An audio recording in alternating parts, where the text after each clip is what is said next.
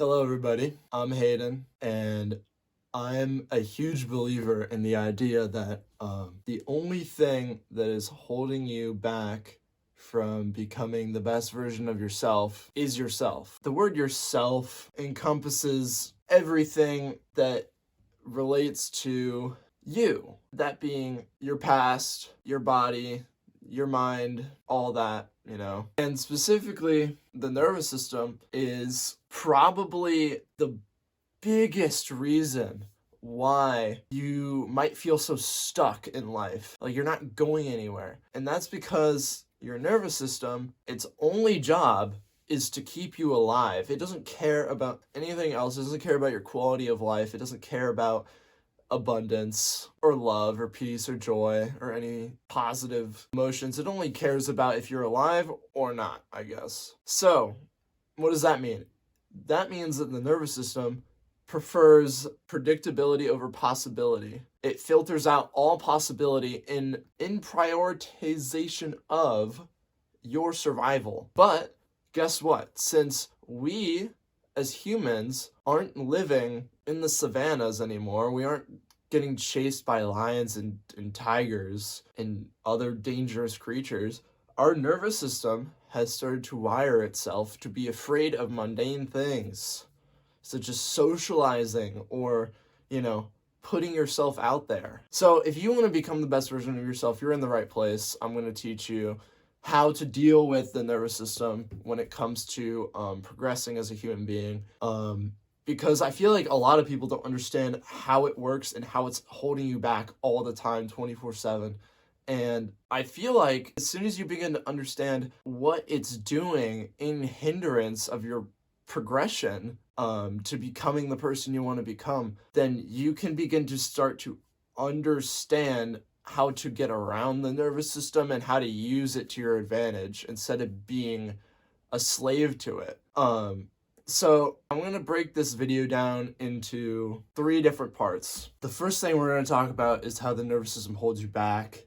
So basically how it functions on a second-to-second basis when you're out in the world. And as a result, you will be able to understand how to move around it, which is the second part of this video. Yeah, so how to deal with the nervous system as it's trying to protect you. And quotations around protect because, again, we don't live in the savannas anymore. You're fairly safe on a day-to-day basis. It's just your nervous system is creating dragons out of nothing.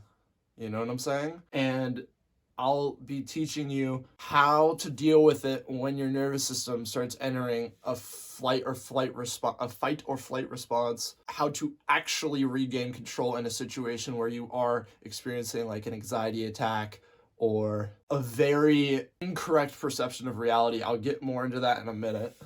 And then the last section, we're going to talk about how you can actually begin to start to reprogram not only your brain, but also your nervous system, or I guess one and the same thing. Your brain is a part of your nervous system, but how to reprogram your nervous system to start looking for opportunities instead of threats, and how to view threats as opportunities to grow. I'll explain that later in the video, of course. So bear with me here. I'm going to explain a few things about how not only your brain functions in a wake state, and also how your nervous system scans for threats and tries to protect you. Trust me, once you understand this, you will have a much better idea of how to actually identify when it's fucking you over completely and then regain control in whatever situation you're in. So just bear with me here for a second. You will definitely not regret listening to this part. So you got 5 different stages of brainwaves that your brain could be in at any given point. The normal waking state of consciousness, beta.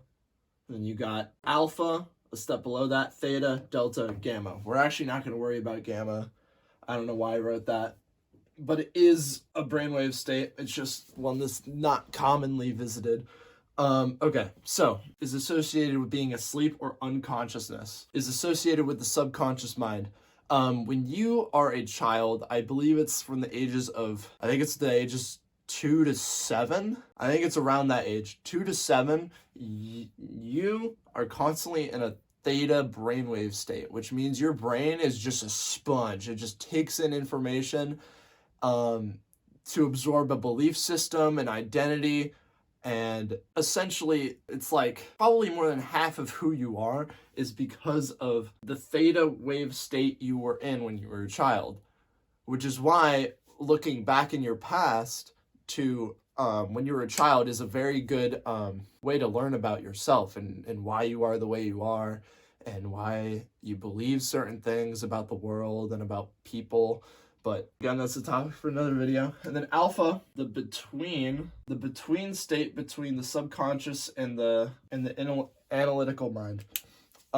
So what does all this have to do with anything? So specifically beta, this is what we're going to be focusing on today.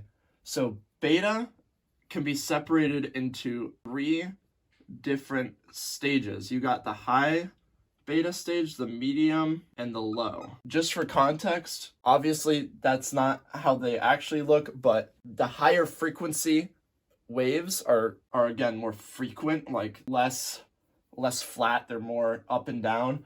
And again, beta, completely healthy state to be in. But the problem is you need to begin to identify when you are in high beta state, which is you are on high alert, you're in survival mode essentially. And your brain, when it's in this mode, begins to think in 3 dimensions. It begins to think in terms of time, environment, and the body.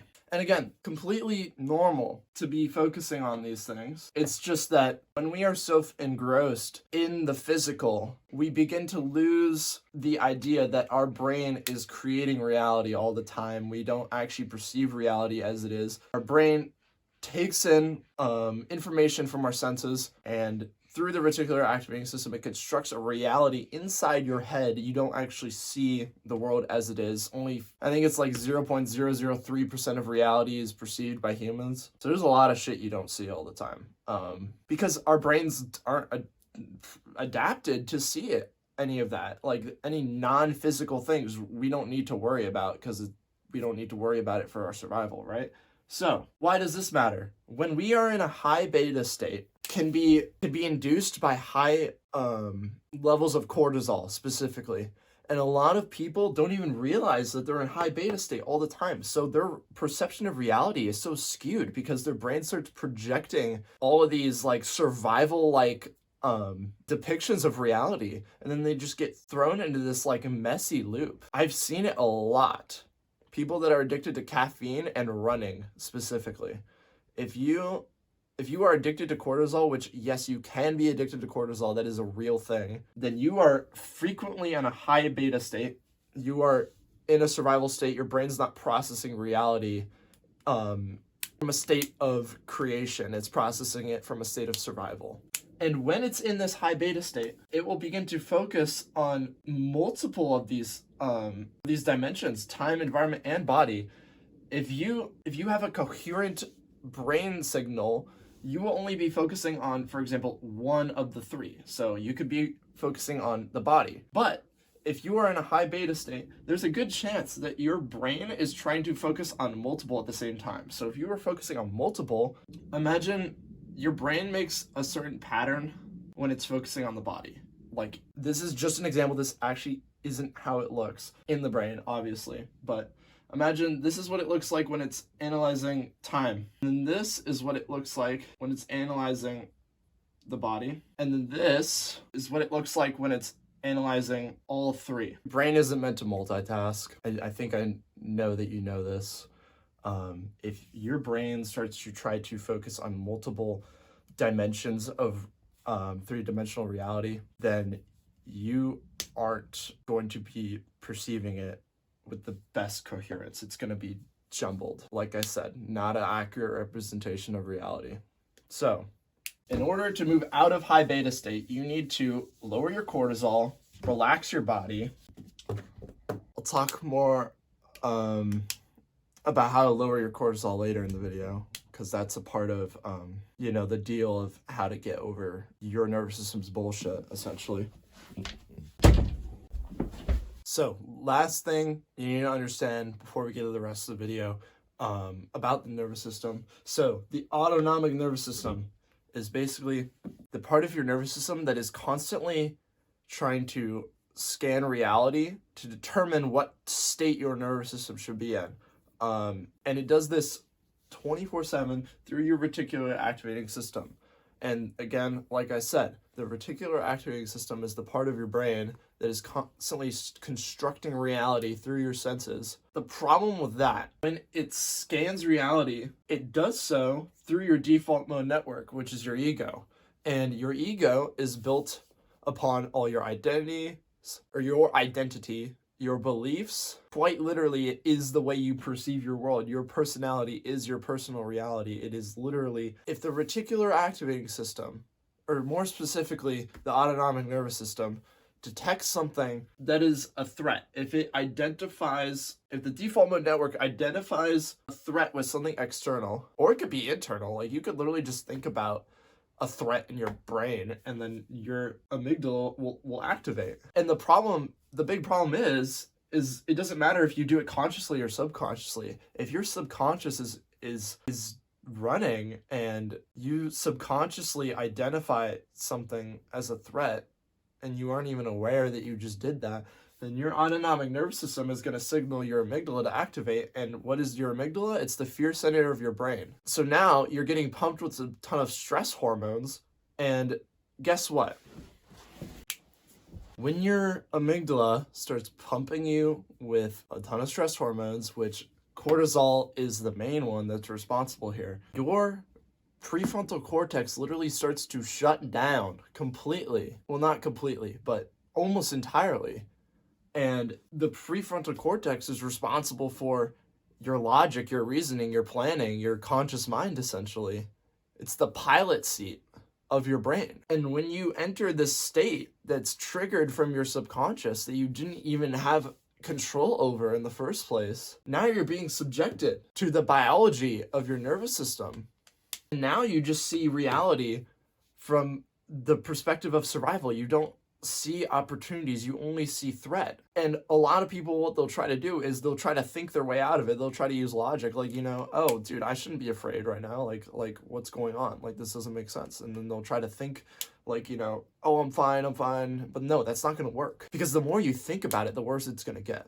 And now here's what you can do if you find yourself in a state like this, where you stiffen up, you don't feel relaxed, your brain is identifying something with your environment as a threat, subconsciously most likely, because if you were conscious of it, you would know how to deal with it a little better. But again, nervous system is creating a dragon. And when I say creating a dragon, it's making an illusory threat that isn't even real. Like, your brain is constantly making a controlled hallucination of reality. And it's projecting your ego onto your reality. So you are literally causing your own nervous system to activate sympathetic mode and activate your amygdala and send you into a flight or fight response. Now, step one to getting out of this hole that you just dug yourself, you need to label exactly what's happening consciously. What this could mean is, say just for example, that I see a cute girl that I want to go talk to, right? Just an example. I see a cute girl I want to go talk to, and my ego is projecting an image of her in my mind that, let's say, puts her on a pedestal. So I projected an image of her being this prize or something to like win over or something, and when in reality she's just a normal human being that is just as normal as I am, you know? And then suddenly you've created a threat, and this isn't really a threat, but to your nervous system it's the same thing. That means, oh, I have to, you're telling your nervous system like, oh, I need to perform here, and if I don't perform, then I'm not going to succeed. That's what you're telling yourself. And then boom, you fell in the trap, and sympathetic nervous system mode is activated, and there's a ton of cortisol running through your blood. You just fucked yourself over. So you label what's going on. So, okay, I'm stiff, I'm nervous. And doing that, the act of labeling creates distance between you, the emotional or physical state that you put yourself into, and the distance creates a choice. Now, you get to decide, okay, what am I going to do right now? I see that this is happening. How am I going to approach this in a way that's going to give me more control over myself and maybe not the situation. I wouldn't try to control any situation that you're in. Just try to control yourself. That's all you can do. Because the more you try to control a situation, the more your nervous system's going to go into that performative kind of survival-like state.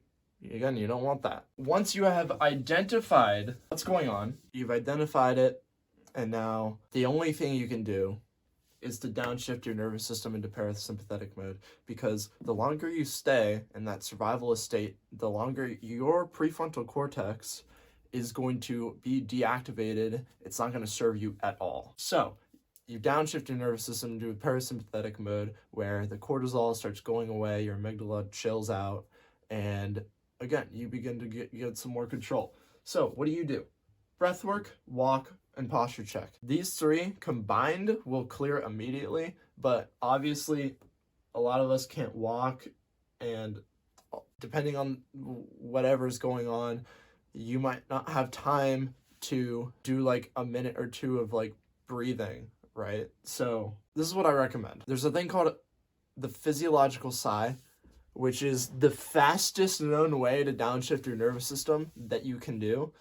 And it involves taking a big inhale through the nose and then topping that inhale off with another inhale through the nose and then slowly letting that all out. So it looks something like this. It's like,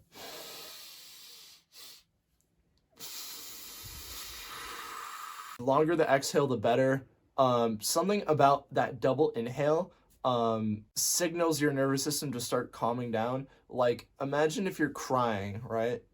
You're doing a lot of like sniffling and like super like erratic like inhales. Like, that has something to do with it, I believe. I don't know the actual like science behind why the double inhale works, but I know the long exhale totally signals your body like, you know, okay, we're resting now. We're not running from the lions anymore. Like, we're chill. So just any controlled inhale, long exhale is gonna do you wonders.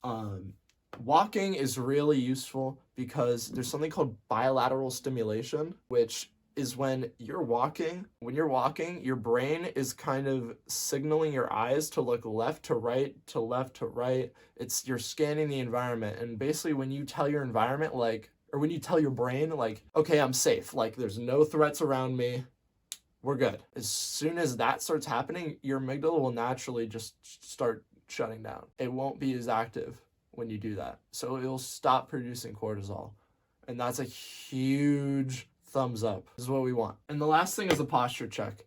What a lot of people don't realize is when they enter these states, they'll naturally start to like go into like a kind of like fetal position. They'll like close up and like head down, like in kind of like a I'm not a threat kind of thing, like making themselves look small so that they're not seen as a threat, essentially. And you'll do that unconsciously. It's literally programmed into your physiological being. Like, we just do that as humans. So you need to like consciously check, you know, what does my body look like right now? And you need to assert yourself, get big, open, stand up tall, because when your body's in that fetal position, that's signaling to your brain that, yes, I am feeling this way, and I'm gonna keep feeling this way because I am allowing my body to do that instinctive fetal position kind of thing.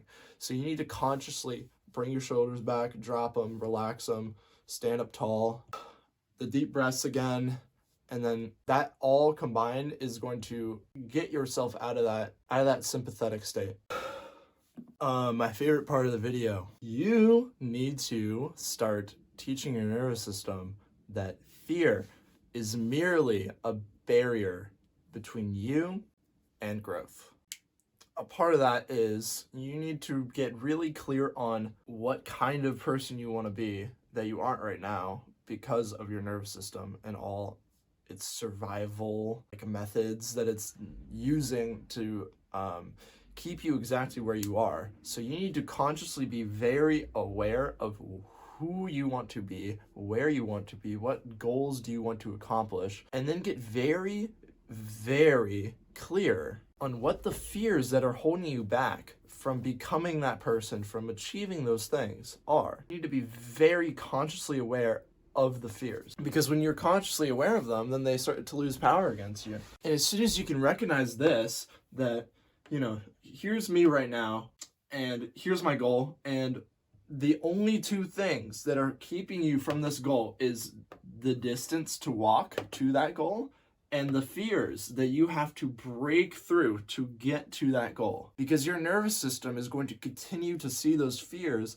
as threats until you walk past the barrier. As soon as you walk past the barrier, then the barrier just disappears. And if it doesn't completely disappear, then at least you understand that it is just an illusion, because it is. Your nervous system is hallucinating a fear to keep you from dying, but you're not gonna die. And you need to recognize that you are not gonna die. It's just something your nervous system's telling you you should be afraid of. The best way you could possibly format this in your mind is the idea that two neurons that fire together wire together. If your brain fires a signal saying, danger, fear, I'm afraid of this thing, and then you start to wire that to a response of, that's just an illusion, but it's in the way of my goal. So then you start to literally reprogram your brain to, every time you see a fear that's in the way of your goal, you'll subconsciously remember, okay, it's just an illusion. I'm going to deal with this consciously and move through it, right? And I'm going to get over it. The more you can do that, the more reps you pull out of this, you're going to be so ahead of so many people, because so many people are attached to their bodies, their minds. They let them control for the rest of their lives. This is literally why Carl Jung said, until you make the unconscious conscious, it will direct your life and you will call it fate. Because these unconscious fears that you're not confronting are literally keeping you from achieving the things you want to achieve. So I recommend that you make a list of your fears, list them all out that are in the way of your goal, and get very specific on what they are and when they appear in your life and how they appear in your life. And then when they do appear in your life, you can consciously move through it with the knowledge that, again, it's just an illusion that's created from your nervous system, that when you were between the ages of 2 to 7, there was something that got programmed into your brain that told you this is dangerous and that I should be afraid of this. Doing this exact thing has helped me improve myself astronomically more than I ever have in my whole life. You need to begin to detach from your mind and your body. And the more you practice the act of detaching from all of your bullshit that was created, from your childhood, false beliefs, the more you're going to be tied into your goals and your purpose. So I'll leave you off with a few more things that dramatically helped me perceive this and also put it into practice so that you can start to level up and start to get to the next level. And you access the next levels by destroying your fear. Because fear is an illusion, again, and the level you are in life is determined by what you have conquered, the demons you have conquered within yourself. So here's 5 things that if you keep track of and make sure you're getting done and do well, then you are going to be incredibly prepared to handle those threats or fears when they come up. Meditate, sleep 8 hours a day, healthy gut microbiome, sunlight as soon as possible after you wake up, and taking L-theanine and ashwagandha supplements. Those 5 have actually changed my life unironically, and that's not an exaggeration at all. So, meditate. Why do we meditate? Meditation with the realization that you are not your mind, your body. You are a spiritual being that's experiencing the human experience through your nervous system. You perceive reality through your nervous system constantly. The more you can meditate on that and begin to detach from your thoughts and your body, meditation is literally the practice of being aware, essentially. So the more you can be aware, the more you can be aware of your own bullshit, and then get over it. Sleeping 8 hours a day, I think that's a no-brainer. If your brain's all fogged up because you got 5 hours of sleep, do you really think it's gonna be easy to get out of a survival mode like incident where your brain's creating all these threats out of nothing? But do you seriously think you're gonna be able to do that? So sleep well, please. There's so many people I know that don't do that. Healthy gut microbiome. Eat foods with probiotics in them. I drink kombuchas. Kombuchas are super good for your gut microbiome. It's actually rocket fuel for them. And the reason why you need to have a good microbiome is because your brain is constantly communicating with your gut. I don't know if you knew this, but if you have a very unhealthy gut microbiome, your brain is going to produce less serotonin. And serotonin is responsible for daily wakefulness and happiness. So if you are lacking serotonin, you're gonna feel like shit. You're gonna be depressed and groggy and sleepy and tired. So get a good gut microbiome. Trust me, it's gonna change your life. I feel so good after drinking a kombucha. Like, I actually recommend it so heavily. Sunlight as soon as possible after waking. Cortisol is very important to master. If you don't master your cortisol, it's gonna control you. And how cortisol works is, so let's say this is your cortisol levels. You're sleeping, and then right here, you wake up and your cortisol starts rising. And we want to shoot our cortisol up as high as we can, as early as we can in the morning, and then it will start to taper off until we go back to sleep. Because cortisol is associated with wakefulness during the day. And the more you can shoot up your cortisol in the morning, the more controlled and lower it will be for the rest of the day. And how we shoot up our cortisol? Sunlight as soon as possible after waking up. Because that tells your brain, okay, it's daytime, it's time to get up, let's start doing shit. So 10 minutes of sunlight at least, right as you wake up. And if there's no sunlight, try to get some artificial light in if you can. Another one is drink a ton of water right as you wake up. That'll shoot up your cortisol in the morning. And exercise. If you can go on a run right as you wake up, that's perfect. And then your cortisol will be lower for the rest of the day. And L-theanine ashwagandha. Back to the topic of brainwaves, like I said earlier. If you can have access to L-theanine specifically. L-theanine, I forget how it works in the brain specifically, but it inhibits a neurotransmitter in your brain that's responsible for putting you in beta states. And if you take L-theanine, it will shift you out of a high beta state, which is a very important thing to keeping you out of that survival perspective of reality. The more you can get rid of that high beta state, the better you're going to be off. So L-theanine shifts you more into an alpha state, which is in between the subconscious mind state and the very analytical mind state. And you're going to be able to see a lot of your bullshit in real time more frequently. And you're going to also be a lot more relaxed throughout the day. Ashwagandha, probably the most overpowered shit ever. Ashwagandha literally lowers your cortisol. Like that's literally perfect for what we're trying to do here. It lowers your baseline cortisol throughout the day. And cortisol and testosterone are made from the same chemical. I forget what it's called. I wish I knew so I sounded less, so that I could sound more professional, like I know my stuff. But if you have less cortisol, there's more room for testosterone to be produced. So if you're a guy and you need some testosterone, I think ashwagandha is a really, really solid option. So, and I think that's it for the video. I think I nailed everything that I wanted to explain. So yeah, I'll see you later.